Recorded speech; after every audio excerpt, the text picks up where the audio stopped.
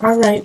And the energy that's coming in from September into October is the lovers. And that's so funny that that popped up because while I was shuffling, I saw it. And I thought of, I just thought, Capricorn. I didn't really, associate it because the lovers actually is a Gemini card. So maybe a Gemini is coming in for you. But this energy is of union, of a really healthy contract with somebody else from September that's coming in through October. So some of you Caps might have found a very lovely love partner, and you guys are continuing on and it's going well. So I like that for you. I'm gonna move this up a little bit.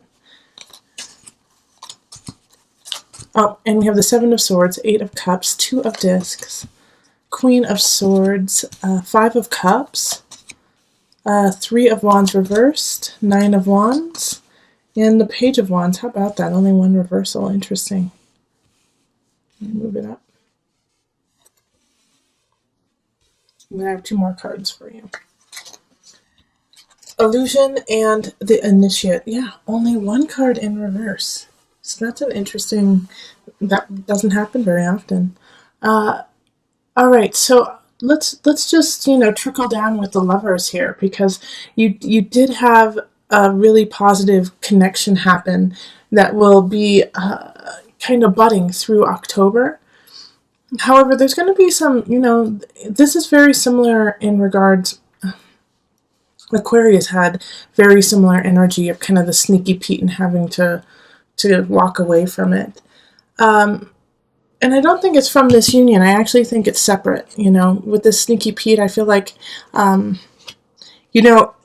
linking it to the lovers, it could be an ex, it could be a family member who doesn't approve of the contract you're making. And this doesn't necessarily mean that you have a romantic partner that no one in your life likes.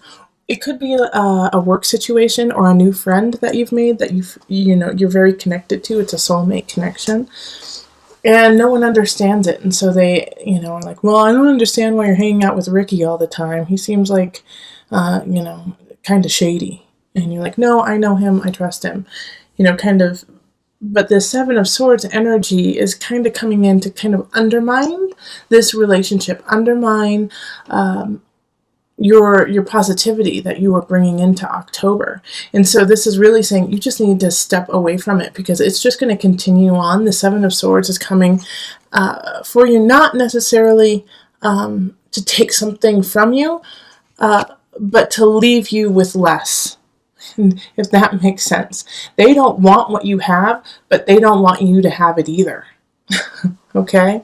So it's like misery enjoys company, misery loves company. That's the energy that's happening here, is that they're like, I just don't want you to succeed. Yeah, I don't care if I succeed, but I don't want you to. Which is actually a little bit more dark and a little bit more difficult to deal with than somebody just like taking your lunch at work. Because they have no intention. Like they're not working to gain something, they're just working to bring you down. And I know that sounds really dark, but that's what's coming in, okay? And so you have to just walk away from it because there's no way that you're going to solve that situation. They aren't doing it to it's not a black or white situation. It's very dark shades of gray. And so you have to walk away to find your own balance and figure out what you need to do. And so if you need help, I want you to look towards an air sign, Capricorn. I want you to look towards an Aquarius, a Libra, a Gemini energy. Gemini, haha. Your little new love partner up here, or really great friend, or, just someone who really you connect with. So, yeah, I'm getting Gemini energy, absolutely. But this Queen of Swords is here to help, is here to help you be like, hey, let's look at all the facts. Let's look at all the black and white of the situation and use that to go forward instead of, bemoaning the fact that this sneaky Pete is, like an arch nemesis in a way, is somebody who kind of, I just want to bring you down. kind of, that darkness. But this Queen of Swords is really, and I mean, it's in the upright, and they are looking out to your future. They're looking for your best interest.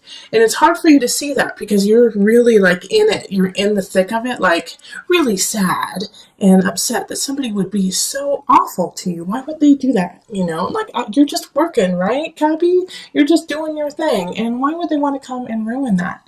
And instead of focusing on that, you have to turn it around and be like, yeah, I could understand.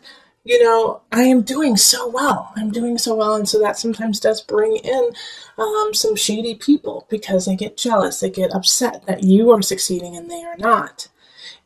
So understand that, even when you are doing positive, even when you are in your highest of light, there will still be people who want to bring that down.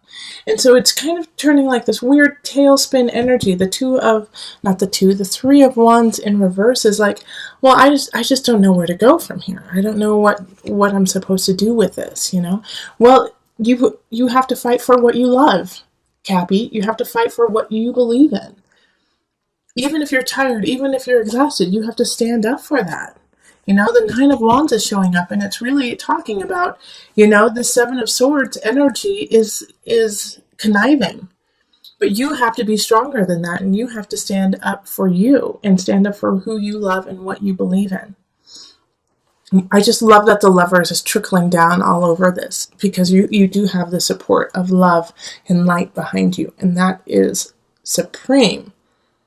All right. And you do, it's like you have people here just popping up, like this energy of the Page of Wands and not in the reverse. Young energy, giving you hope, giving you joy.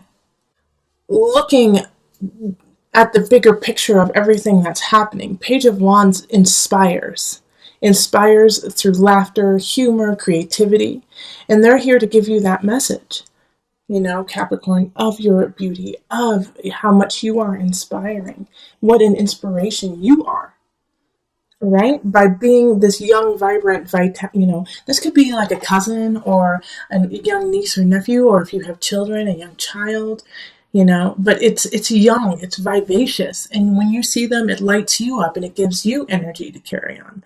And if you feel a lack of energy in October, if you feel, it's starting to drain out, hang out with the youngsters, hang out with people younger than you, because they will just light you up. They will give you joy in your heart again and remind you why you are here. We do have the Illusion and the Initiate, and this energy together is conflicting. All right, it's very conflicting. I want to show them to you, like right next to each other. All right, because when we have the Initiate energy is collective, is spiritual, can be very religious, but is in this earthly ground of like going to church, sitting with your community, praising higher energy. And then Illusion is the darkness, can be the ego, but also habitual things that bring us down.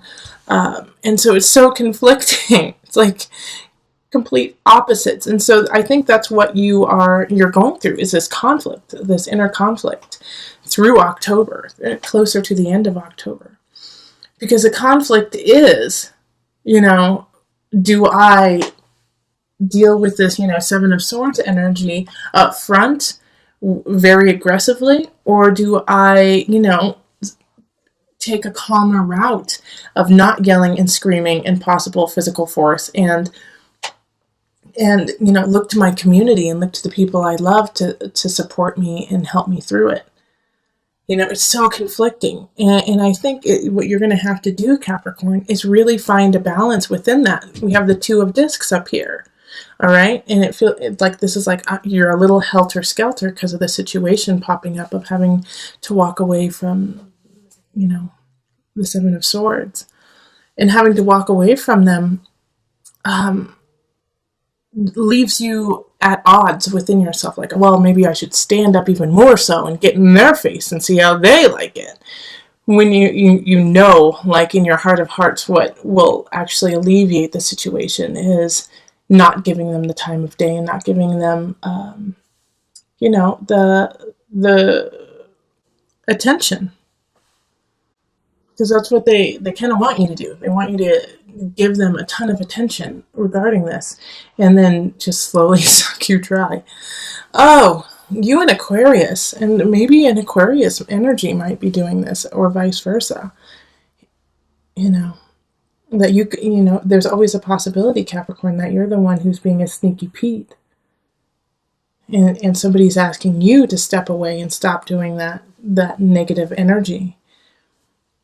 And you just can't, because you just feel it. You feel it, and you even though people might not agree with it, and they might be calling you the sneaky Pete and not understanding your methods, you're standing up for it, and you might be getting obsessive about it. There is a dark side to everything. I just don't like to focus on it. And if you are in that energy, really think about, why are you obsessing over a negativity? Why are you obsessing over bringing someone down when you have so much to give? You have the Lovers, you have so much, and people love you. So if you're in that negative energy, seek help. Seek help from your community and from love and family. But I don't think that's a lot of you. I think that's a few, and I felt compelled to say it because I feel like there's going to be a couple people who actually resonate with that, and I just want to tap on your heart a little bit and acknowledge you. But okay, let's actually pull from the Tarot of a Moon Garden deck. So I have a new deck, and I just took the Major Arcana cards out, and I'm going to use those today just to kind of bring it together as the overarching energy, just added guidance for you for October. It's a beautiful deck. So, Capricorn. Judgment. Let me show you. Alright, so this energy of judgment here. I want you to really clarify your road in October. Okay? When you are dealing with the Seven of Swords, even when you're dealing with this beautiful Queen of Swords who's here to help, but might have a very slicey and dicey tongue, know your intention and know your agenda. What is your agenda in October? What are you trying to complete? What is it that you're trying to create?